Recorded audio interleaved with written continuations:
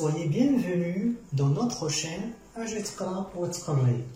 Nous avons l'honneur aujourd'hui de vous présenter une leçon en grammaire intitulée la phrase impérative.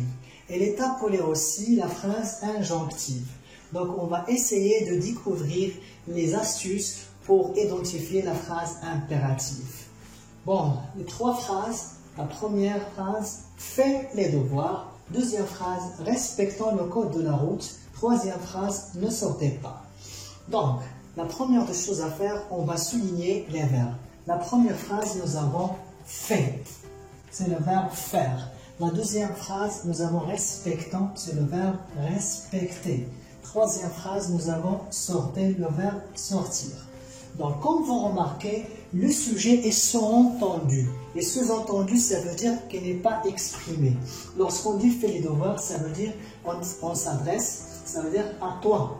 Lorsqu'on dit respectons le code de la route, ça veut dire on s'adresse à nous. Lorsqu'on dit ne sortez pas, donc on s'adresse à vous. Donc, comme vous remarquez, il n'y a pas de sujet. Il est sous-entendu. Deuxièmement, lorsqu'on dit fais les devoirs, qui va dire par exemple cet énoncé? Donc, ça peut arriver qu'il s'agit d'un professeur qui parle à son élève. Donc, il dit fais les devoirs. La question, est-ce que cet élève a le choix de faire ou de ne pas faire les devoirs? Bien sûr non, parce que s'il n'a pas fait les devoirs, il sera puni. Donc, on dit qu'il s'agit d'un ordre. Donc, la première phrase, il s'agit d'un ordre. La deuxième phrase, respectons le code de la route. Donc, qui va dire cet énoncé? Par exemple, trois élèves, trois amis, il y a trois camarades qui sont ensemble, qui veulent par exemple traverser la route et l'un de ces amis a dit « respectons le code de la route ». La question, c'est posons que ces deux amis ne respectent pas le code de la route, par exemple, ils brûlent le feu rouge. Est-ce que cette personne qui a aimé cet énoncé va punir ses amis? Bien sûr non. Donc seulement c'est un conseil. On dit qu'il s'agit d'un conseil. La troisième phrase, nous avons ne sortez pas. Qui va dire par exemple cet énoncé? À titre d'exemple, l'État par exemple, et à cause du coronavirus, il a demandé aux citoyens de ne pas sortir. Donc il a exprimé l'impératif ne sortez pas. Donc, comme vous remarquez, la phrase commence par une expression de négation. Donc, on dit que l'État a interdit les citoyens de sortir. Donc, ce n'est pas un ordre, ce n'est pas un conseil, mais plutôt c'est une interdiction. Donc, une interdiction. Donc, comme vous remarquez, la première phrase, il s'agit d'un ordre. La deuxième phrase, il s'agit d'un conseil. La troisième phrase, il s'agit d'une interdiction. Bien. Donc maintenant, regardez bien la ponctuation. Quand vous remarquez, la première phrase se termine avec un point. Alors que la deuxième phrase se termine par un point d'exclamation et la troisième phrase se termine par un point d'exclamation. Donc, cela veut dire que la phrase impérative toujours se termine par un point ou un point d'exclamation. Très bien. Une question. Est-ce qu'il y a seulement l'impératif, ça veut dire le temps de l'impératif, pour exprimer la phrase impérative ou injonctive? Bien sûr non. Nous avons un autre procédé linguistique, c'est le verbe devoir. Puisque les deux verbes devoir n'acceptent pas l'impératif, ça veut dire ne se conjuguent pas à l'impératif présent, dans ce cas, on va exprimer l'injonction ou bien la phrase impérative tout en recourant au présent de l'indicatif. Ça veut dire qu'on doit conjuguer le verbe devoir au présent de l'indicatif suivi par un infinitif. Revenons à la première phrase. La première phrase, fais les devoirs.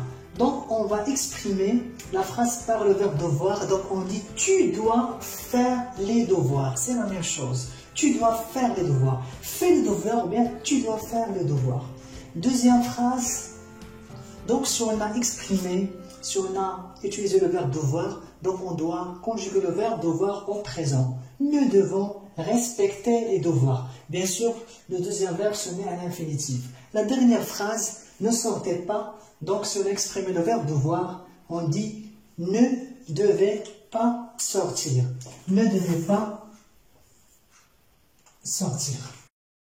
Bien, il y a une autre remarque qui importe à signaler, c'est que il y a des phrases impératives ou bien injonctives où il n'y a pas le verbe. Donc, par exemple, défense de fumer.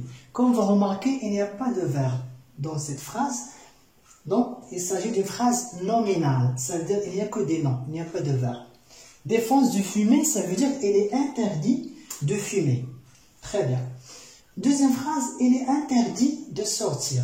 Comme vous remarquez, dans cette phrase, nous avons l'expression impersonnelle. Il est interdit. Il s'appelle impersonnel parce qu'on ne peut pas conjuguer cette expression dans les autres pronoms personnels. On ne peut pas dire je suis interdit, je suis interdit. Donc il est impersonnel. Très bien. Et il, c'est un sujet qui ne fait pas l'action. Il est flexible.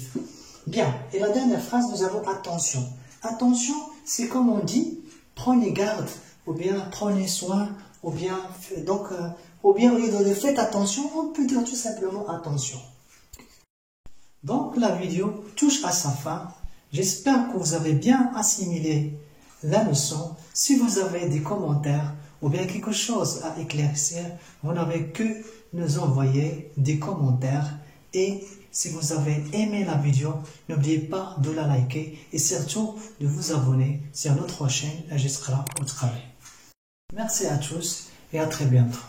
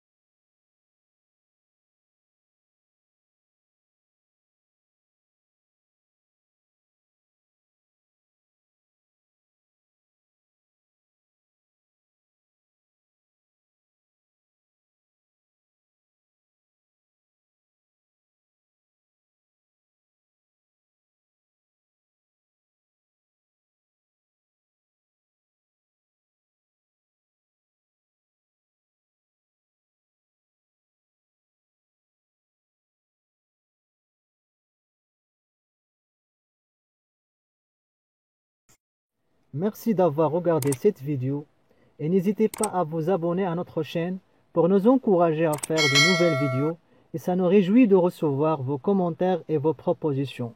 À très bientôt.